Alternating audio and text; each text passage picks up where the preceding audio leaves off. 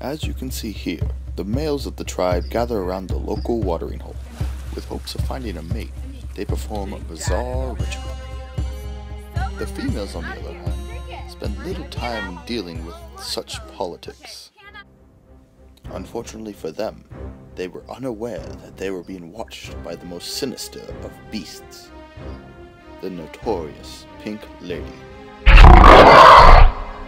The beast launches a long-range attack to take out its victim in one fell swoop. The